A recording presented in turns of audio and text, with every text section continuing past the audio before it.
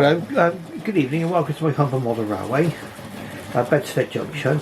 Now tonight what we're going to do is we're going to talk about some certain models that have come under some kind of criticism in some way or another in the past, and I want to certainly put a case for the defence on all these particular models. Okay, every single one of these have come under some kind of criticism.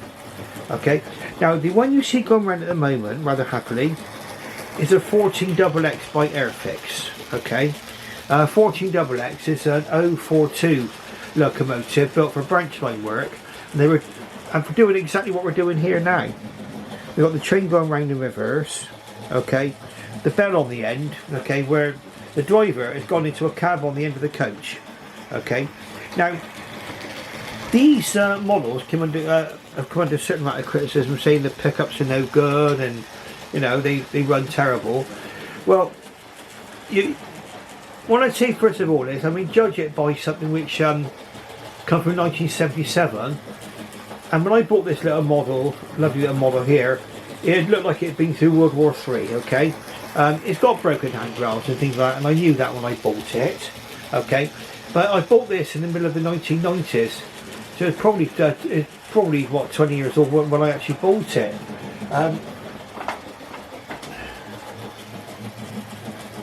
I paid £15.50 for it. We're talking in the middle of the 90s. GMR Great Modern Railways 042 tank BR 541530. Precision made by Airfix. Okay. You can tell by looking at the box, you're looking at something that's quite old. But it came with all the instructions and everything else. Now, what these have actually got are the pickups are like little spring-loaded plungers. Okay. Now, it's all you've got to do really is to make sure those plungers are going in and out. Okay, and they're making contact with the wheels, and the wheels are clean. And as you can see, not running too bad for a 50-year-old, is it?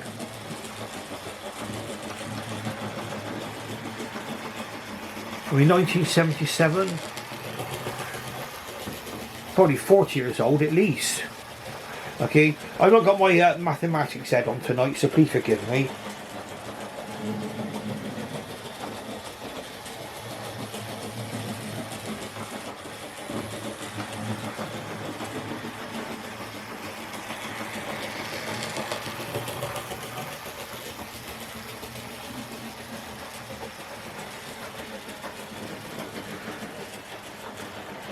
Right, okay, 5 years out. This one's around about 45 years old, okay, if it's from 1977. I just cheated and used a calculator from my phone, so please forgive me for my lack of maths there. Now, okay, so it's going around quite nicely, as you can see. A little bit noisier than some of the other offerings, but you can bear in mind it's been probably run quite a lot. And it's not running too badly, is it? Okay, so that's the first one. And it's also got the an actual Airfix auto coach. Have a look. Airfix railway system, 00 scale. Auto coach BR livery. Okay, so that's what we're looking at there, going round. There's a lovely 14XX. Pushing an auto coach. Okay, so what we're going to do, we're going to bring this one into the siding in a minute, but we'll have a little look at her as well while we've got a chance. We just see, well, quite an abrupt stop there. Probably all the passengers would have been thrown out of the carriage, but there we go, we're in now. So let's have a look. So we'll bring her forward for a little bit. You'll see it moves along quite nicely. A little bit more quiet running forward. I think this one probably spent more of its time going forward, perhaps, maybe running in one particular direction. But you can see, nice little model. Bring her around a little bit more. What you see is a view from above, but you've got her in BR Lake Crest lined livery. Really, really nice little model, I reckon. I say, try pick up a 14XX for 15.50. Mind you, saying that, by when I bought it, that would have equated to a fair amount of money. And I think what a lot of people forget is that with inflation and everything else, models back then were probably almost as dear as they are now, if taking inflation into account. But let's have a look now. We'll bring her forward, watch her go now. Okay, and we'll see if she'll go into the siding, alright. Okay, so just move that there.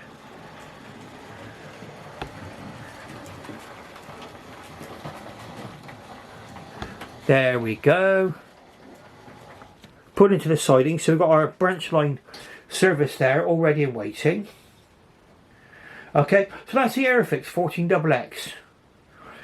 Nice little model, if I say so myself. Now, the next model we're going to see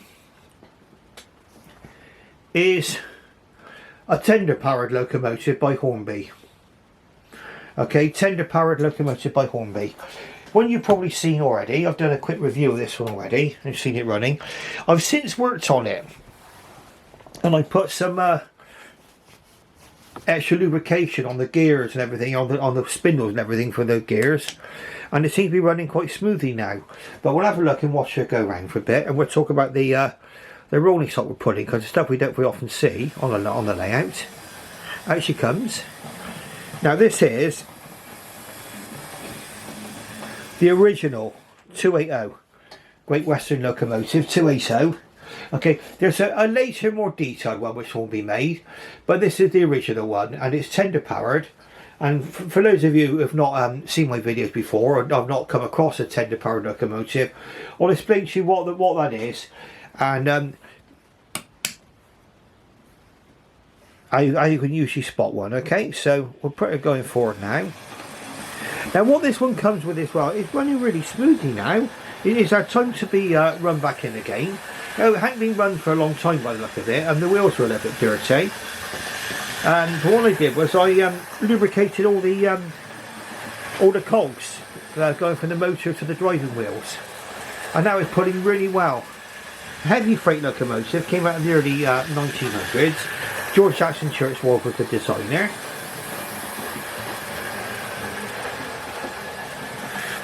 You see it's gone round, we're probably quite fast for a freight engine, but we'll slow her right down now so we can see her. Now what is actually pulling tonight is a couple of older rolling stock as well, and we'll go over that now in just a moment.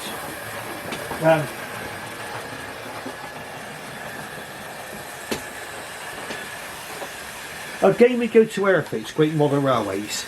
Okay, so it's pulling an Airfix Siphon H, Great Modern Railways. Precision made by Airfix, there we go. So that's the vehicle that's at the front. That's a siphon. Well, I believe they were used for carrying perishable goods and things like milk. Okay, so that's fine. And I always wonder what this one was. Now this, the one that's on the back of the train, it's from the Lima collection, and at the time that was perceived to be like the top of the range for Lima. Okay. And the only thing that tells you what it is on there is a number, Lima 305657 A7. When you look up that and it says Express Maroon, it's an express parcels van. Okay, so that's what we're doing there tonight. We're putting in an express parcels van and a Siphon H. Okay. Obviously we've been putting a much longer train than this, but we're accommodating what we can on our 6 foot by 4 foot layout. And this one, I will slow her right down, enough for you to be able to see. Bring it around there and watch it go by a few times. See as it goes by there? It's got the firebox glow on it, fantastic. Okay, now the reason why Hornby came out with tender powered locomotives is that I think at one point they copied a motor made by Fleischmann, okay, a top of the range European maker, and it was a Ringfoot style motor. I think Fleischmann put their motors in the tender, and that's where this one had to go as well because of the actual height of the motor. A Ringfoot motor is like a large circular motor. As you see, it's put in very, very well. Of course, what you're getting on this, and what some people might say, is that of course you've got the tender pushing the locomotive rather than the locomotive pulling the tender. But I don't really mind that. I mean, I was used to tender powered locomotives from when Hornby tender powered locomotives were quite commonplace. You can still buy them new. Okay, so let's have a look and watch it go around for a little bit more. So this is the Hornby 280 locomotive here. Say heavy freight. And these were never really replaced on the Great Western Railway. They carried right on to the end of steam on the Western Region of British Rail. Okay, a recent purchase from Hornby. And a very nice model in my opinion. It's not as, like I say, it's not as detailed as the new later Hornby version, but I would say this: I'm getting tempted towards getting the later, more detailed version, just to see how the two compare. In fact, if you want to see a comparison between the two, then have a look on Sam's Trade. He's done a really good comparison between the old and the new. All right. But the one I've got is Hornby R2464 GWR class 2800 locomotive 2847. Okay, and that's how they came. The original sort of Hornby packaging. They give you sort of a drawing on the front there as representation. And usually you can tell a tender powered locomotive. On here you're probably able to see. I'm going to get the finger around way there. See the cogs just sticking out underneath? You can tell that the motor's there and it's driving the wheels by those cogs, and the high coal load is usually an indication that it's tender powered. Now, not all locomotives with a higher coal load are tender powered. Hornby moved on a lot of these locomotives, like the county class 440s. They actually moved the motor from the tender into the locomotive, but they still stuck with a high coal load on the tender. Okay, they never changed the tenders. Okay, so that's a 280 freight locomotive, tender powered. And again, like I say, these models have come under a certain amount of criticism because of their ring front motors. But in my experience, I find them fine. Let's say people can only give reviews and their opinions based on their own personal experiences. And as you probably see, the experience with this one is quite positive. Alright, so and we'll bring it around and have a closer look at her. Oh, well, let's have a look at that firebox glow again. As we can zoom right in for that firebox glow. Whoopsies. Okay, so we get focus on there. And then we'll watch her go round and then we'll see if we can get a good look at that firebox glow. And you'll probably tell I'm quite, there we go, look at that. I think this feature only works where the locomotive is actually receiving power from the track. A DCC model would give a constant glow, I guess. But you've got to bear in mind, this is probably 1990s. These were probably made. It's got made in China on the locomotive itself. But my guess is this is probably very, very similar to the ones that were originally made in Margate. Anyway, you tell me any differently, let me know. I say, it's a beautiful locomotive, 280. Okay, so we're going to bring her into the siding now, and you can see how she performs on points and everything. And we're looking at our next locomotive. And what we'll do is we'll talk about positives, because for me, everything's got positives in life. Plus, you've always got to look for the positives. Okay, there we are. So that's gone in there happily now into the goods shed with its siphon van, and the process van is just behind. Okay, so we just saw an Airfix 042 tank engine, auto coach tank engine, and a Great Western Railway tender powered Hornby freight locomotive. Now the next locomotive we're going to move up to is a kind of a model that has come against a great deal of criticism in the past as well. And we'll run it out and just see how we get on. Now this one I'm going to be looking at in just a moment is just down there, just beyond the black engine. You can see it there, the green one. Okay, and it's a Collett Goods. So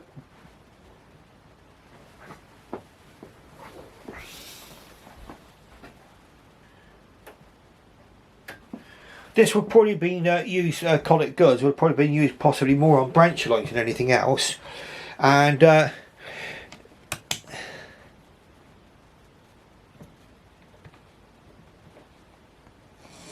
we go, it's pulling away nicely.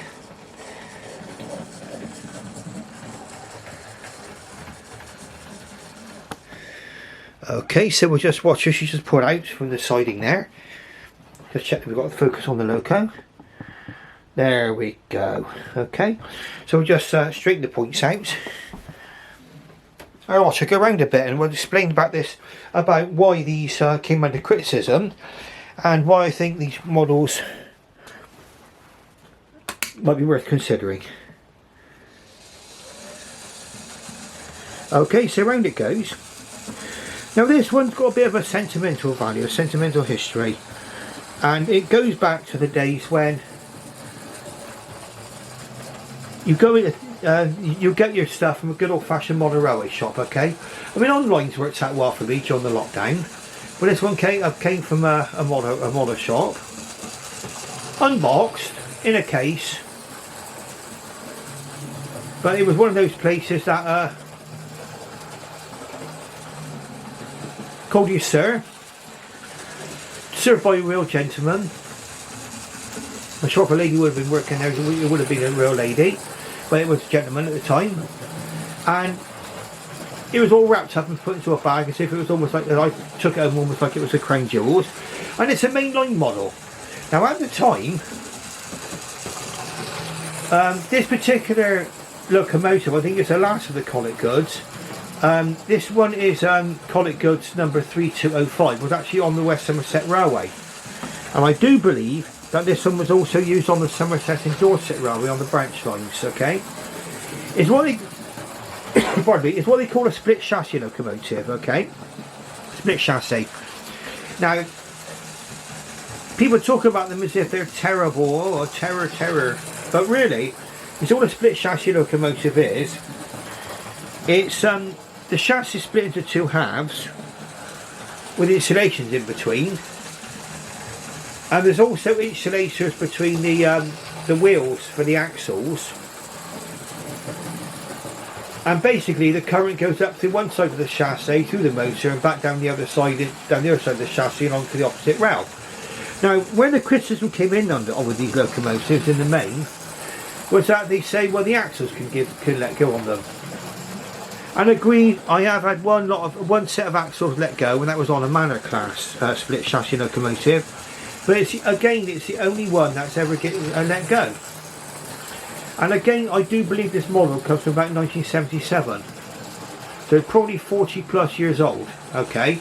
And it's still going strong. It's still with the original set of axles as far as I'm aware. It's got the original motor.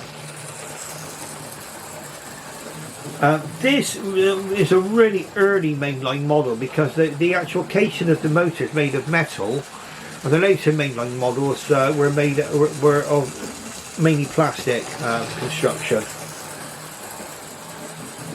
We can hear us running quite quietly now, running quietly around the track. I did have a big problem with this locomotive, the only one was, and that was down to lack of cleaning with age over years. Oil and things built up on the commutator and on the brushes and everything, and it was creating its own smoke effect from the motor. No need for me to worry too much because there's no wires in these locomotives, and as you see, after a good clean and replacement of the brushes and springs, it's running fine. Okay, so a split chassis locomotive. Now I was able to buy some mainline locomotives. I mean, at the beginning of a lockdown, I would say cheap, okay, cheap. And I took the line of this. I was spent a long time away from modern railways. I had no idea what the modern railway scene was and what the new stuff was that had come out. So I've been away from the hobby due to various personal reasons and everything else. And so when I saw Mainline, I remember Mainline back from my previous modelling days. I thought nothing of it and just bought them, you know. So in the lockdown I had bought some Mainline locomotives. But this one is definitely a pre-lockdown purchase. Going round here now. As I say, I probably bought this in the early 1990s, when it was already 20 years old. You see, running perfectly well.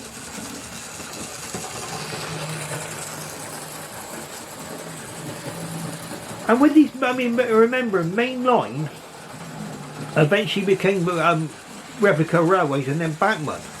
Okay, and I know that the Bachmann abandoned split chassis construction, but I think that's more to do with the fact of able to convert these to DCC. It can be done, okay, for those of you, any doubters out there, because I've seen it being done on YouTube videos. But I'm a DC, I've got a DC layout on here, and the main reason for that is the size of the layout, and it's what I'm used to. Okay, so round it goes, Collett Goods. You probably imagine this doing Stirling service on the Somerset and Dorset joint railway, somewhere between Highbridge and Evercreech Junction. Very nice, an 060. And they'll be coming on to the last of the locomotives in just a moment. Again, that's come under criticism. And again, we'll lay down the case for the defence, shall we? Now, one thing that I'd say about the... actually, I'll save it to the recap. So I'm doing this all of this off the top of my head, and it's unscripted. We're going to run this one in now. Oh, what is putting this one? It didn't have, like I said, it didn't come in a box, but it's putting a replica railways coach.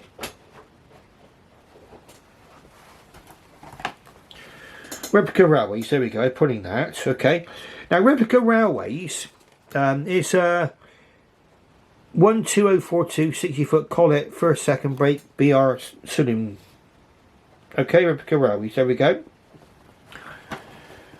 They're virtually identical to Mainline. This is virtually a Mainline train with a Mainline coach on it. Okay, so we'll bring it around now.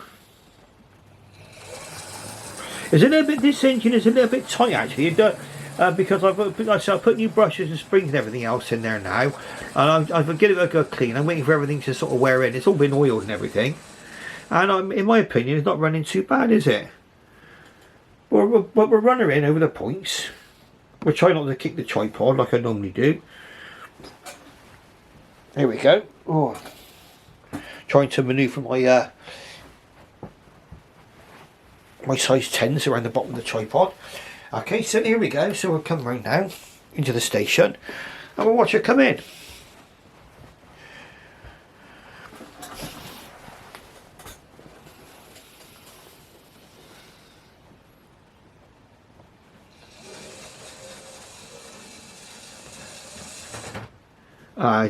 Derailed down a second, bear me just a mo.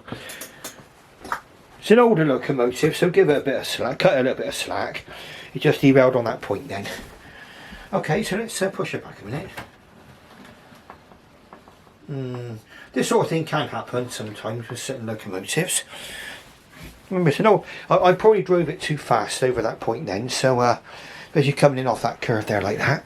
So we'll give her another chance, shall we? If it won't go over, then we'll say we'll call it a day on it.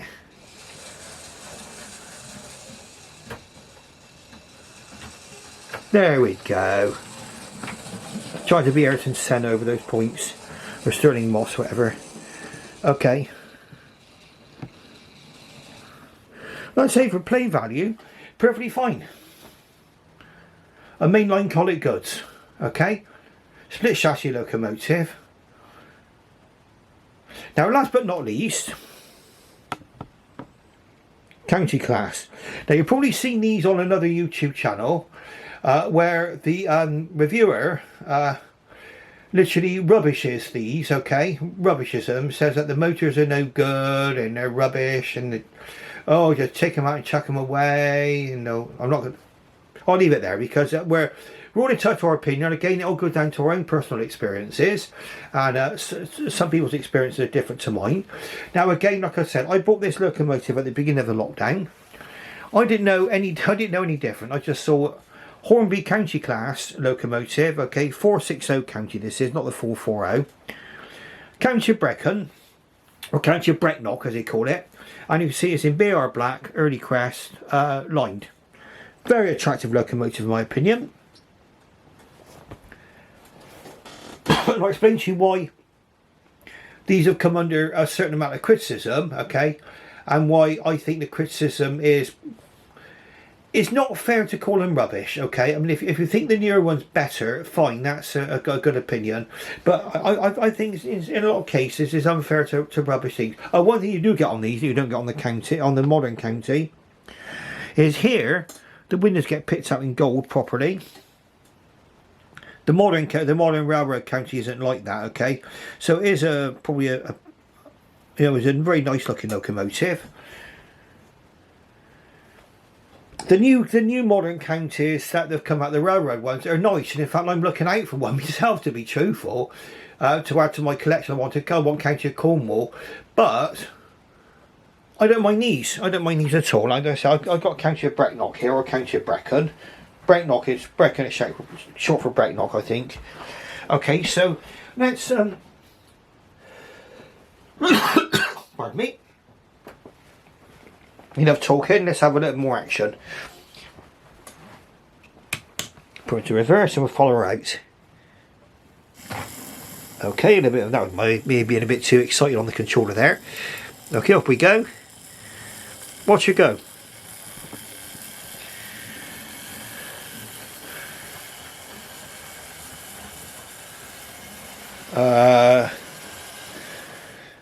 What would you say was wrong with that? Not a lot, no. My opinion exactly. Okay, so here we go. Now then.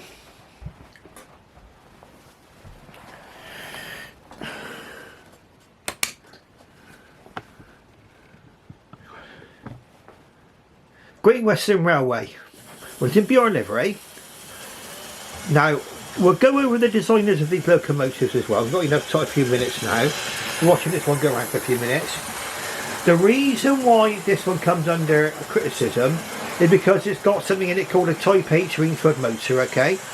It may be an adaptation of the Dapple one, okay? Hornby took on some of the Dapple stuff. It's fully detailed. The only thing you'll find on all of these locomotives here, they don't have a separately fitted smoke box darts, okay? Including this one here. But then that's got robustness. None of these models have got sprung buffers, okay? But I picked this up for, I think about 50 odd quid, 60 quid maybe.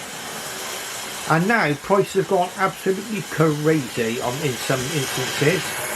I saw a haul similar to my thing, I think it was Albert Hall, on eBay, and somebody's asking £120, I think, no, £112 for it. Whether or not they get it is another question. But I picked this up for about 60 quid. Like I say, it's got the Type 8 Wingfoot motor. Now, okay, the modern one has got what they call a skew-wang motor, so it's more like a can type motor. But there's plus and minus points, okay? And on this particular one, what I say in this model of defence is that if something should go wrong with the engine or the motor, I could just change the brush and springs and give it a good clean up. Okay? As you see, my County of Brecknock is running perfectly well. Okay? Now we're running to the end of my recording time on here. And I'll leave it there. Okay? So all these models, okay? So you've got Churchward, the 280. Charles Benjamin Collett with a 14XX and the Collett Goods. Obviously Collett Goods is the clue. And then the last engineer, the Great Western Railway, is Hawksworth, Frederick William Hawksworth, who designed these lovely 460 counties, okay? So, if you like what you see, don't forget to like and subscribe, okay? It's important to my channel to subscribe and to click the like button. And thank you very, very much for watching. And I should bid you farewell and good night. Thank you very, very much.